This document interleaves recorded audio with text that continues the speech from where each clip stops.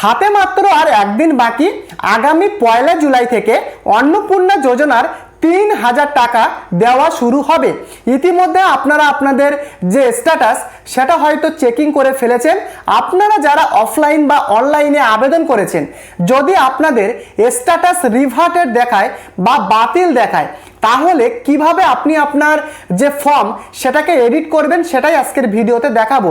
যদি আপনি এডিট না করেন তাহলে কিন্তু অন্নপূর্ণা যোজনা প্রকল্পের টাকা আপনি পাবেন না।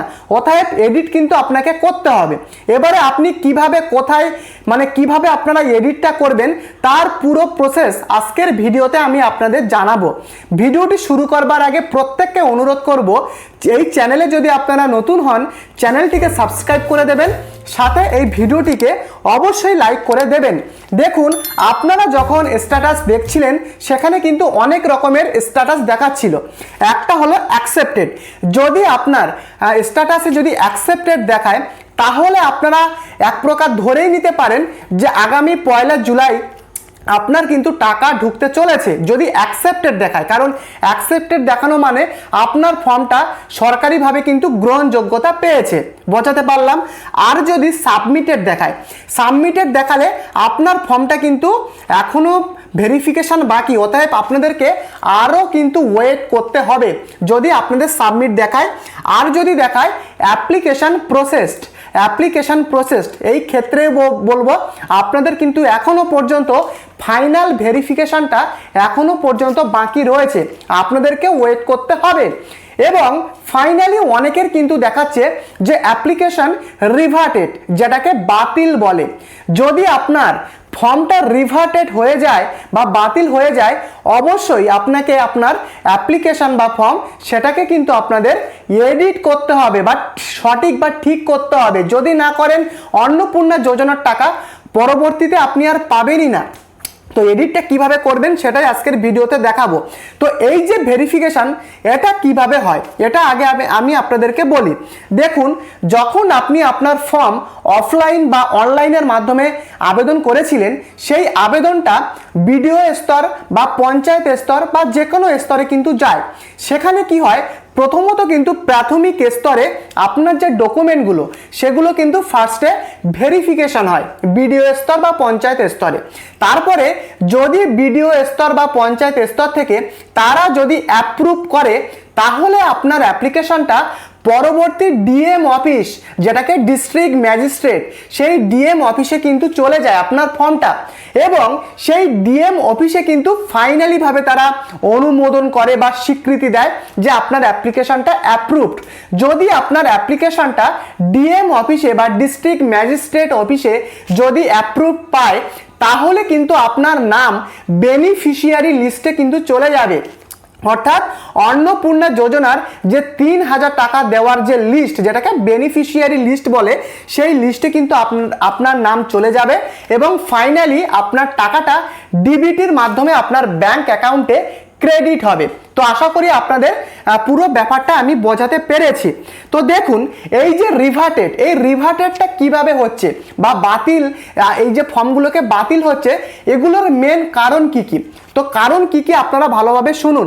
প্রথমত, যদি নামের বা টাইটেলের কোনো রকম কোনো কিছু ভুল ফর্মে হয়ে যায়, সেক্ষেত্রে কিন্তু রিভার্টেড হতে পারে। এছাড়া মোবাইল নাম্বার ভুল, অনেকে কি করছে মোবাইল নাম্বার ভুল দিয়ে ফেলছে, এক্ষেত্রেও কিন্তু রিভার্টেড হয়। আধার কার্ড বা ভোটার কার্ড যদি মিস ম্যাচ হয় বা ভুলভাবে আপলোড করা হয় বা ফিল আপ করা হয়, সেক্ষেত্রে কিন্তু রিভার্টেড আসে। এবং ডিবিটি লিঙ্ক, দেখুন আপনি যে আধার কার্ড দিয়েছিলেন সেই আধার কার্ডের সাথে আপনার ব্যাংক অ্যাকাউন্টের লিঙ্ক নেই, তাহলে কিন্তু রিভার্টেড হবে। এবং আপনার ডকুমেন্ট যদি সঠিকভাবে পরিষ্কারভাবে না দেখা যায় বা বোঝা যায়, সেক্ষেত্রেও রিভার্টেড হয়। বা অন্য কোনো কিছু হয়তো ভুল যদি থেকেও থাকে, অন্যান্য ভুল ডকুমেন্ট যেমন স্বাস্থ্যসাথী কার্ড থেকে শুরু করে যে কোনো কিছু যদি ভুল হয়ে যায়, সেক্ষেত্রে কিন্তু আপনার ফর্ম সেটাকে কিন্তু তারা রিভার্টেড বা বাতিল করে।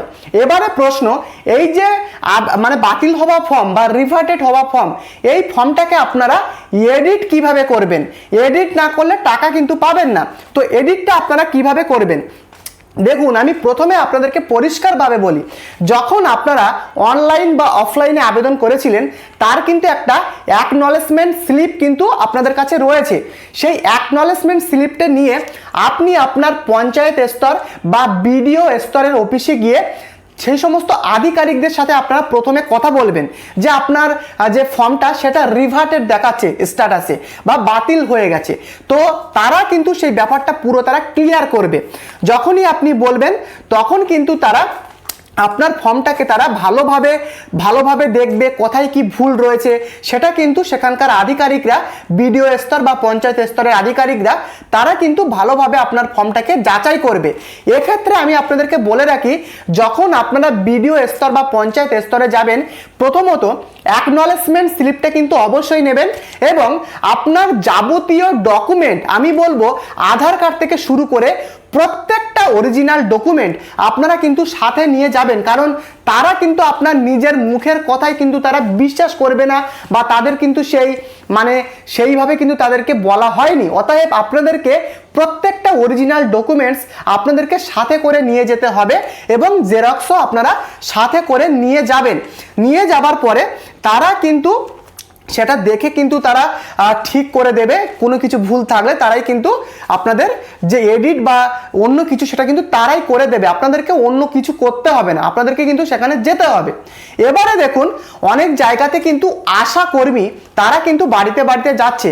যদি কোনো আশা কর্মীকে আপনারা দেখেন, তাদেরকেও আপনারা কোয়েশ্চেন করতে পারেন যে আমার ফর্মটা তো বাতিল দেখাচ্ছে বা রিভার্টেড দেখাচ্ছে, আমরা এখন বর্তমানে কি করব। তো তারাই কিন্তু পরিষ্কারভাবে আপনাদেরকে বলে দেবে যে আপনাদেরকে কি করতে হবে। নতুবা বিডিও স্তর বা পঞ্চায়েত স্তরে গেলেও এই কাজটা কিন্তু আশা করি আপনাদের কমপ্লিট হয়ে যাবে। আগামী 1 জুলাই থেকে কিন্তু অন্নপূর্ণা যোজনা 3000 টাকা দেওয়া শুরু হচ্ছে। তো বোঝাতে পারলাম, যদি রিভার্টেড হয় অবশ্যই এডিটটা করুন, আর যদি আপনাদের অ্যাকসেপ্টেড লেখাটা আপনাদের দেখায় স্ট্যাটাসে, তাহলে আপনারা এক প্রকার ধরে নিতেই পারেন আপনার টাকা কিন্তু আগামী 1 জুলাই বা পরবর্তী সময়ে কিন্তু আপনাদের টাকা ঢুকে যাবে। তো এই যে অ্যাকসেপ্টেড, এটার মানে হলো আপনার ফর্মটা সরকারিভাবে কিন্তু তারা কিন্তু গ্রহণ করেছে। বোঝাতে পারলাম? তো এই কিন্তু মেন আপডেট।